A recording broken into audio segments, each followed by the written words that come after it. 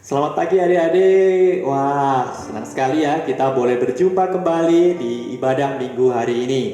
Nah, adik-adik, sebelum kita masuk dalam kebaktian, kita mau duduk dengan rapi, kita lipat tangan kita tutup mata kita, mari kita berdoa. Ya Tuhan Allah Bapa kami, terima kasih atas segala kasih setia yang telah Tuhan berikan pada kami. Terima kasih Tuhan, Kau telah berkenan untuk mengumpulkan kami dalam ibadah online pada kesempatan pagi ini. Ya Tuhan, kami mohon pimpinan dari Tuhan Roh Kudus untuk membimbing kami, sehingga kami boleh bersungguh-sungguh dalam mendengarkan firman Tuhan, dan biarlah kami boleh diajar oleh kebenaran firman-Mu, untuk kami boleh hidup berkenan yang menyukakan hati Tuhan.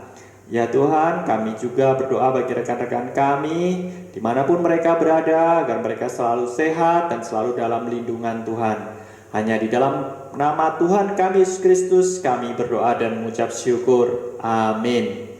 Nah adik-adik, kita pada masa ini masih dalam masa untuk merenungkan apa sih yang Tuhan Yesus rasakan atau penderitaan yang Tuhan alami ketika beliau disalib gitu ya, disalib. Nah, seperti di minggu-minggu sebelumnya kita sudah mendengar dan melihat juga cerita dari mulai penangkapan dan juga gimana beliau atau Tuhan Yesus akan mengalami penyiksaan ya, dan bagaimana Tuhan Yesus tetap teguh, tetap menguatkan para muridnya, dan dia juga tetap minta pertolongan daripada Tuhan. Dia sangat mengasihi kita semua. Dia tidak ingin kita yang sudah jatuh dalam dosa mengalami kebinasaan. Satu-satunya cara untuk membebaskan kita adalah dengan dia mengorbankan dirinya. Mari kita bersama memujikan Jesus Loves Me.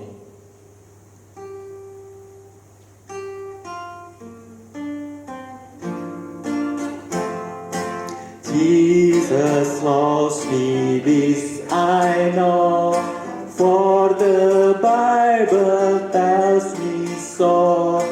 Little ones to Him belong. We are weak, but He is strong. Yes, Jesus loves me. Yes, Jesus loves me.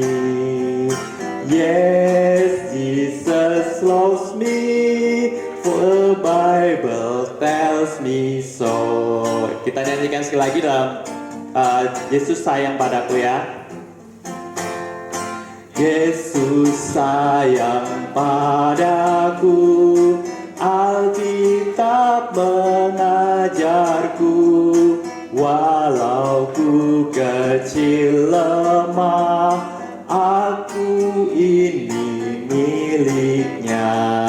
Yesus Tuhanku sayang padaku. Itu firman-Nya di dalam Alkitab. Nah adik-adik, tadi kita sudah nyanyikan bahwa karena kasih dan cintanya Tuhan bagi kita, Dia telah rela ya berkorban. Dia memberikan nyawanya bagi kita. Nah, kenapa ya Allah harus berkorban? Karena sebelumnya Tuhan sudah menyatakan bahwa setiap orang yang berdosa harus dihukum.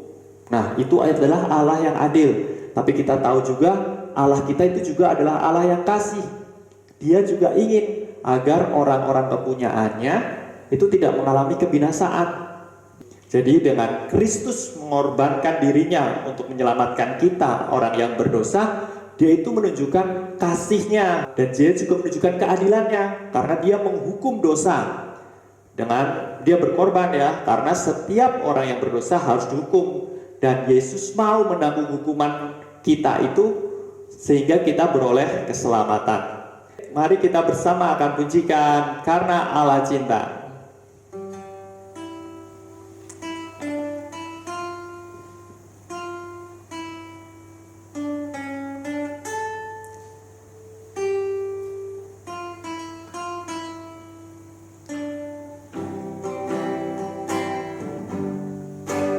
Karena Allah cinta, memberikan anaknya mati di Golgota, membebaskan saya. Dia akan datang pula, alangkah mulia kasih-Nya pada saya. Kita pujikan sekali lagi ya. Karena Allah cinta diberikan anaknya mati di Golgota, membebaskan saya. Ia akan datang pula, alangkah mulia kasih-Nya pada saya. Nah, demikian adik-adik, karena kasih Tuhan, Dia rela berkorban untuk keselamatan kita semua. Nah, selanjutnya kita akan mendengarkan cerita firman Tuhan yang dibawakan oleh Lose Siani. Matius 26 ayat 57 sampai 60a. Yesus di hadapan mahkamah agama. Sesudah mereka menangkap Yesus, mereka membawanya menghadap Kayafas, imam besar. Di situ telah berkumpul ahli-ahli Taurat dan tua-tua. Dan Petrus mengikuti dia dari jauh sampai ke halaman imam besar.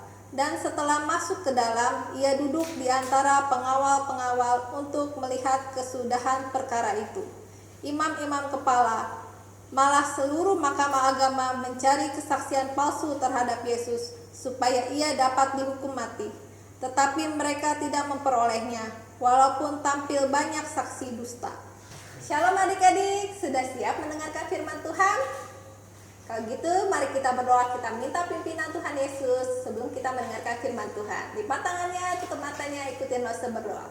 Tuhan Yesus, terima kasih karena pagi ini kami boleh beribadah dan mendengarkan firman Tuhan. Tuhan, pimpin kami ya Tuhan, buka mata kami, telinga kami, hati kami, pikiran kami, supaya kami dapat mengetahui dan mengerti tentang kebenaran firman-Mu. Dalam nama Tuhan Yesus kami berdoa. Amin.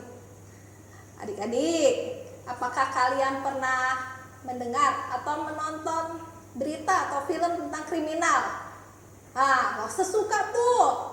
Kalau di film tentang kriminal itu biasanya kalau sebelum mau menangkap pelaku kriminal atau pelaku kejahatan harus ada apa? Harus ada bukti dan harus ada saksi. Contohnya, misalnya kejahatan tentang pencurian. Nah, buktinya apa? Misalnya yang dicuri adalah dompet atau mobil. Saksi itu orang yang melihat terjadinya pencurian itu. Misalnya seorang yang datang malam-malam, dia bisa bilang, oh pencurinya itu laki-laki, umurnya berapa, pakaiannya warna apa. Nah, minggu lalu cerita firman Tuhannya tentang Tuhan Yesus. Tuhan Yesusnya kenapa? Ditangkap seperti pelaku kejahatan. Nah, saya bingung, apakah Tuhan Yesus melakukan kejahatan? Apakah ada buktinya Tuhan Yesus melakukan kejahatan? Ada saksi? Tidak ada ya? Atau ada? Jadi Tuhan Yesus penjahat begitu? Kalian tahu kenapa Tuhan Yesus ditangkap? Saya juga bingung, kenapa ya Tuhan Yesus ditangkap? Nah, apa yang terjadi setelah Tuhan Yesus ditangkap? Apa yang terjadi dengan murid-muridnya? Kemana murid-muridnya? Apa yang terjadi dengan orang yang mau menangkap Tuhan Yesus? Nah, kalian pasti bertanya-tanya. Untuk lebih jelasnya, kita lihat drama boneka berikut ini. Setelah mereka menangkap Yesus, kemudian Yesus dibawa menghadap imam besar Kayafas. Di situ juga ada ahli-ahli Taurat dan para tua-tua. Petrus mengikuti dari jauh sampai ke halaman.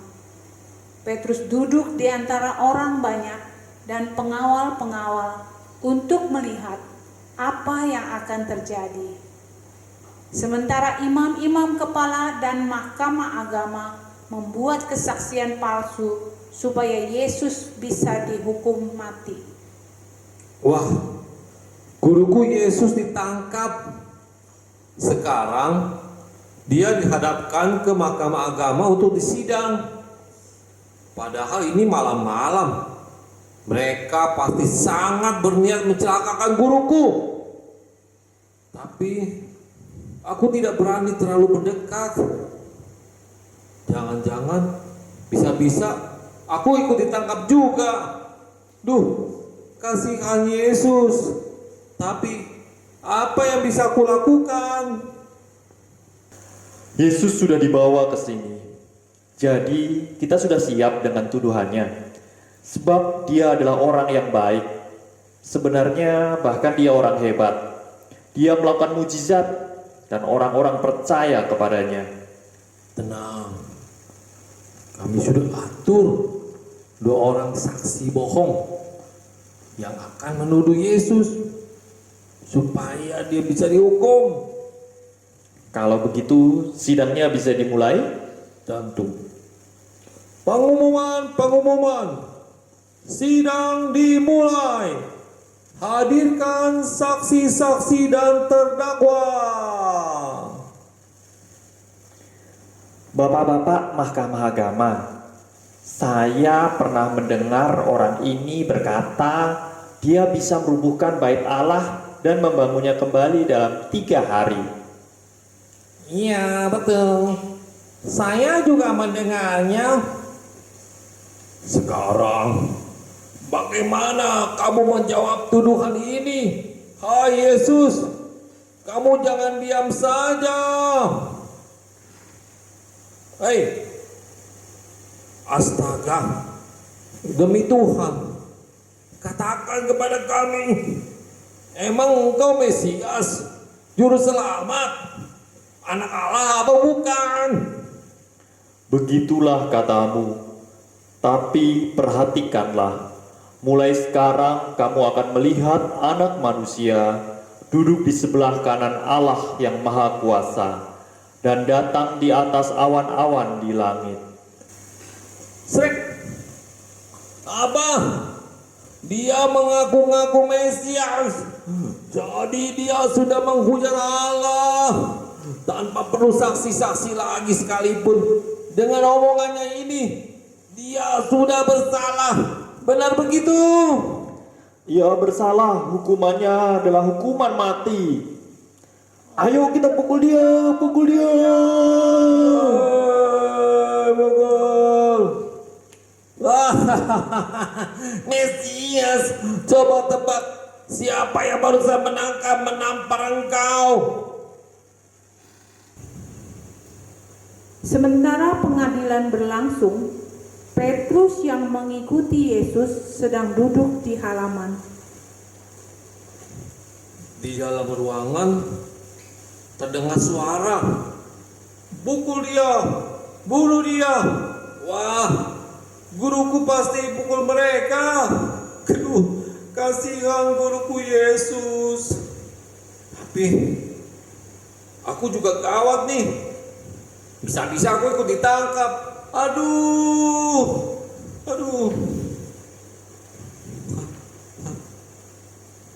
Kamu kan orang yang selalu bersama-sama dengan Yesus, orang Nazaret itu, yang sedang disidang di dalam itu kan?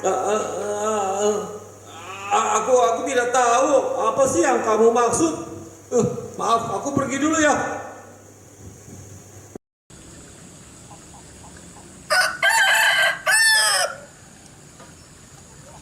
Wah, ada suara air berkokok. Hai teman, kamu lihat deh, orang yang dekat pintu gerbang itu kan yang selalu bersama-sama Yesus kan? Maksudku aku. Tidak. Aku tidak kenal dia yang kamu sebut dengan Yesus itu. Tidak salah, engkau pasti salah seorang rombongan Yesus. Apalagi kamu kan orang Galilea. Tidak, sudah aku bilang. Aku tidak kenal orang yang kamu sebut-sebut itu.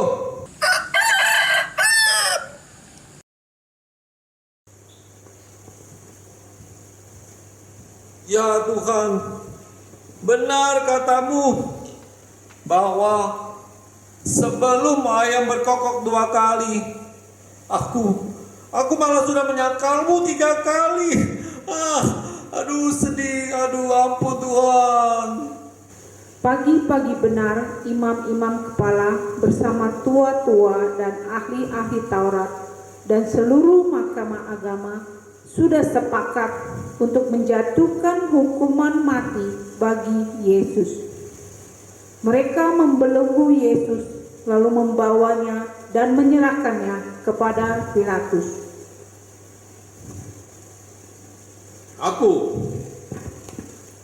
Akulah Pontius Pilatus, penguasa di sini. Apakah engkau Yesus, raja orang Yahudi?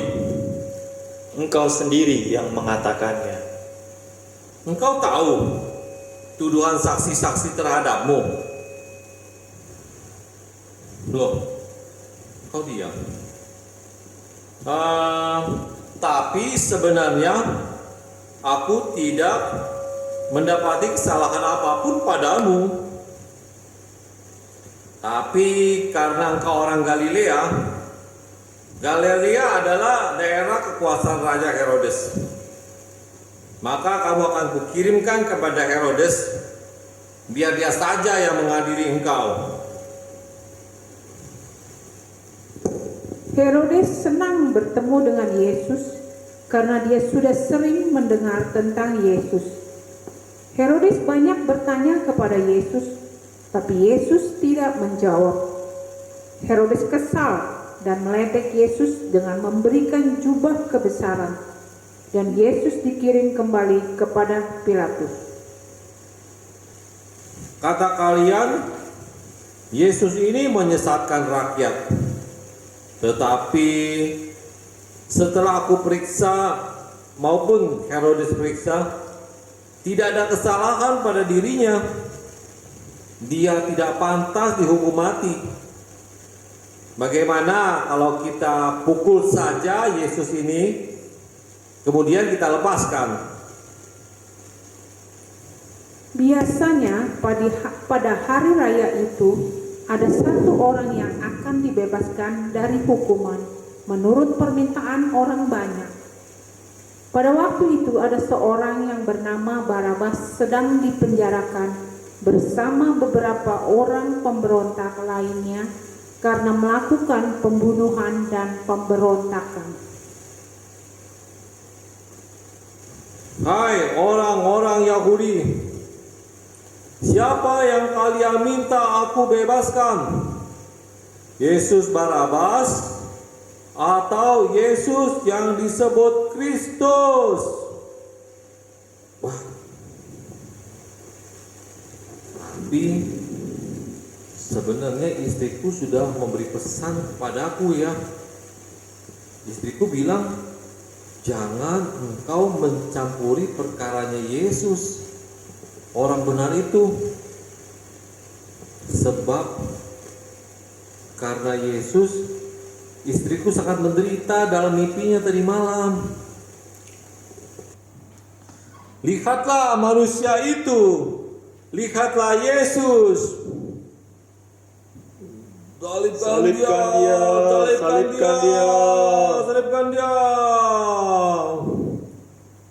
Yesus, sejak awal kamu selalu tidak mau berbicara dengan aku.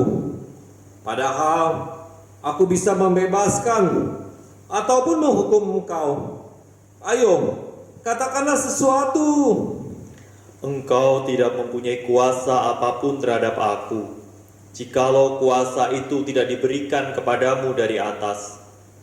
Sebab itu, dia yang menyerahkan aku kepadamu lebih besar dosanya. Pilatus, kalau kamu bebaskan dia, kami ini akan lapor pada Kaisar. Sebab Yesus ini mengaku-ngaku sebagai raja. Artinya kan dia melawan kaisar. Bawalah Yesus, silakan kalian salibkan dia. Padahal aku tidak mendapati kesalahan apapun pada Yesus. Jadi kalian sendiri yang tanggung jawab perbuatan kalian. Aku lepas tangan. Aku mau mencuci tangan sebagai bukti aku tidak terlibat.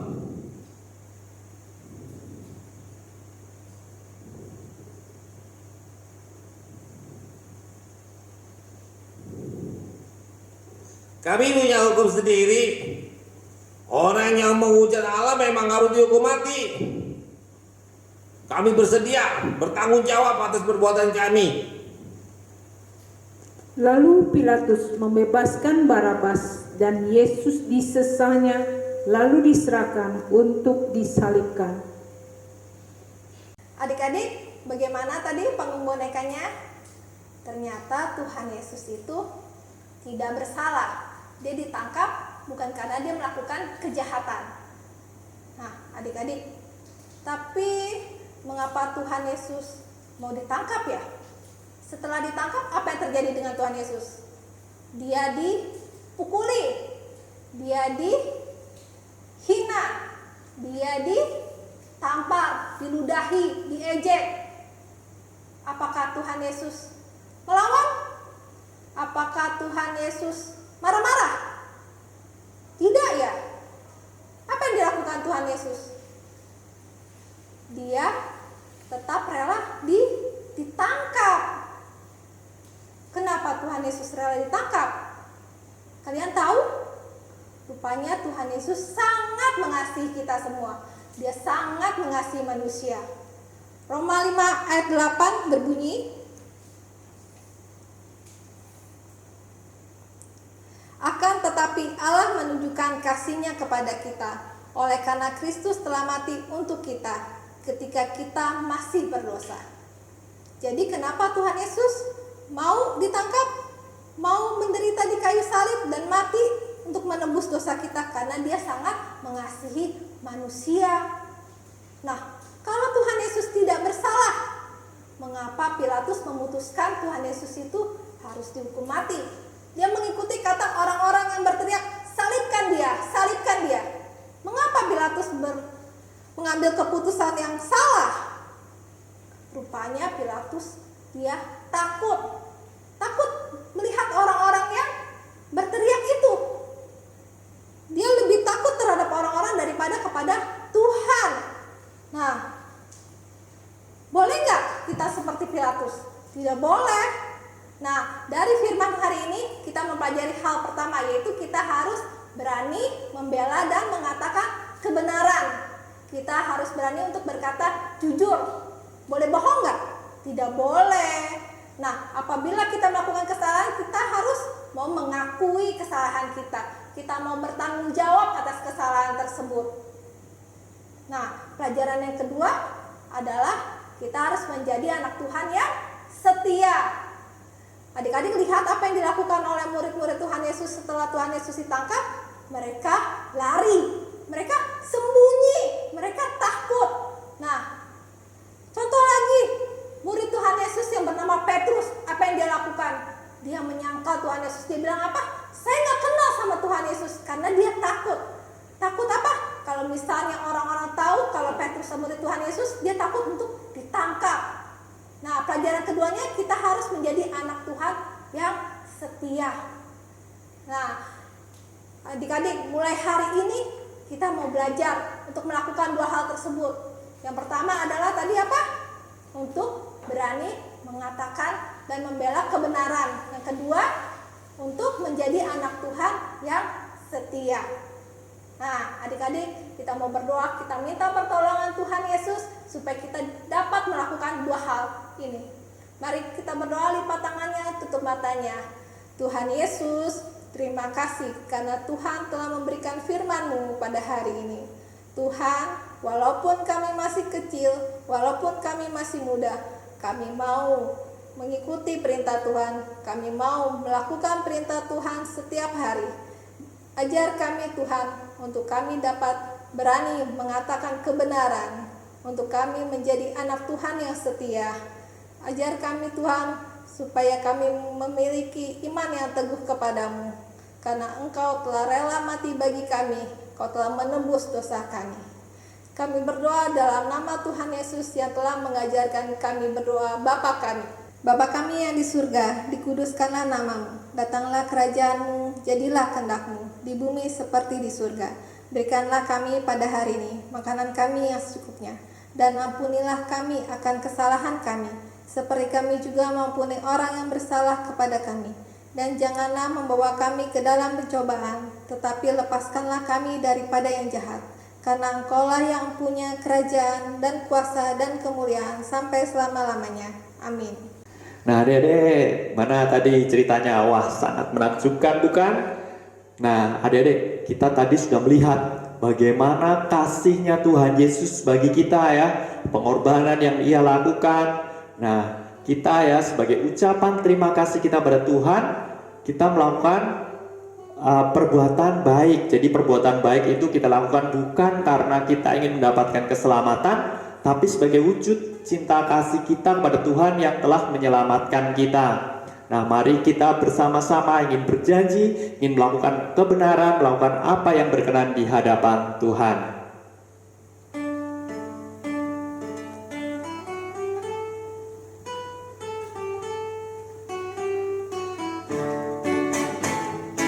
Tuhan Yesus, aku berjanji jadi murid-Mu yang setia, rajin berdoa, baca Alkitab, selalu bersaksi bagi-Mu. Akal iblis aku menolak, firman Tuhan aku menurut. Mulai sekarang sampai selamanya, tetap setia, pantang mundur. Sekali lagi kita pujikan ya. Tuhan Yesus, aku berjanji jadi murid-Mu yang setia, rajin berdoa, baca Alkitab, selalu bersaksi bagi-Mu. Akal iblis aku menolak, firman Tuhan aku menurut. Mulai sekarang sampai selamanya, tetap setia, pantang mundur. Nah, demikian adik-adik, ibadah kita sudah berakhir. Nah, sampai berjumpa kembali minggu depan. Shalom.